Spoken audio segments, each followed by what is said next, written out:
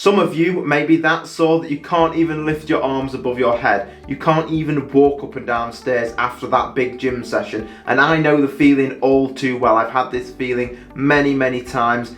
And it kind of feels good, but it also sucks at the same time. So in this video, I'm going to talk about why your muscles get sore, what it is, and more importantly, what you can actually do about it so that you can keep making progress in the gym and not feel so sore all the time. Just before we get into the video, at the end of this video, I am going to share a few quick fire questions with you, such as can you still train when your muscles are sore, and does it mean that if your muscles are not sore, that you're not building muscle? I'll cover these questions quickly at the end of the video, so make sure you stay around for that. When your muscles are sore after a workout, you may hear people say the word D.O.M.S. That basically stands for delayed onset muscle soreness. But to understand this, you need to understand how muscle is built in the first place. So just a real quick refresher for you guys. Muscle is built when you place that muscle under stress. We do that by lifting weights. When you place that muscle under stress, we get little micro tears in that muscle. So the muscle is actually breaking down when we're in the gym. A lot of people think you're building muscle in the gym. You're actually not. You're breaking muscle down in the gym. And we build muscle when we finish the gym, when we consume protein, we get the amino acids from the protein, and we get enough sleep. That's why sleep and protein are very important for building muscle. So those muscles then can grow back bigger and stronger, and that is why your muscles get sore, is because you're tearing the muscle fibers down. When you've been training for a few years, it's rare that you actually get sore anymore.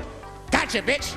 And it's because your muscles are then used to that training stimulus. It knows what to expect. That muscle understands what's required of it on a weekly basis. So let's now talk about some of the issues before we talk about solutions. The first issue that a lot of beginners have and why your muscles are so sore is because our goal is to just stimulate the muscle. You should be performing enough weekly sets to stimulate muscle growth. And the problem is a lot of you guys are taking advice from people on YouTube that have incredible physiques who take anabolic steroids. Not that they would admit this to you, they claim to be natural, and you're following a program that they created. The reality is, guys, if you're a beginner, you're not going to be able to perform the same program, the same weekly sets that a guy who's been training 10 years, who's injecting testosterone into his body can. He's going to be able to recover from that workout, and that's why you are completely destroyed. That's the first issue you have, is that you're not lightly stimulating the muscle, you're absolutely destroying and annihilating that muscle, and that is why you can't recover and you're so sore. You're performing too many weekly sets. The second issue with your training is that you're most likely doing split routines where you split your body parts up throughout the week. For example, you might train chest and back on Monday, you might train arms and shoulders on Tuesday, and legs on Wednesday, and then Thursday repeat that for the rest of the week. So each body part gets 2 workouts per week. You may even be in a position where you're following a program that just focuses on having 1 day for each body part. For example, chest on Monday, back on Tuesday, legs on Wednesday, and so on and so on. I'm going to explain to you in just a second why you should be doing full body workouts. The issue for beginners, if you're training chest, let's just say twice per week,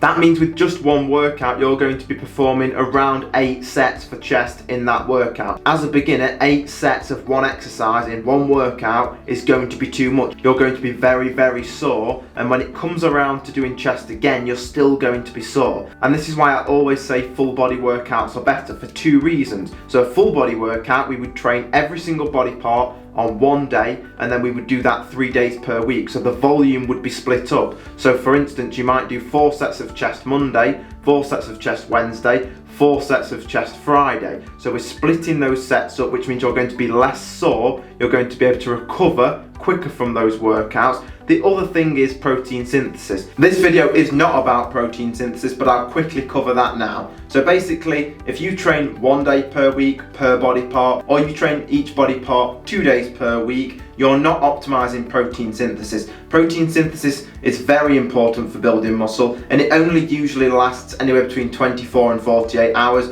Most of the studies suggest that it's actually close to 24 hours. So for example, if you train chest Monday and you don't train chest again till Thursday, you're missing out there on a few days of protein synthesis. Whereas if you do full body workouts, you train chest on Monday, you take Tuesday off, and then you're back to training again Wednesday, which means we're optimizing the amount of protein synthesis. So as a day one beginner, your first 6 months of training, your body parts should not be actually getting more exercise than 9 sets per week. So you do your full body workouts, you do 3 sets of back, 3 sets of chest, 3 sets of arms, legs, shoulders, 3 sets of everything, and then you do that again Wednesday and Friday. And why this is so effective is because you're not getting so sore that you can't work out, that you can't go to the gym, and it gives you somewhere to make progress. If you start out on a program with 16 sets per week, after 6 months of training, where can you go? You're not going to be able to up your sets to 20 a week, or 25 a week, or 30. That's far too much volume, unless you're taking drugs, of course, which hopefully none of you are.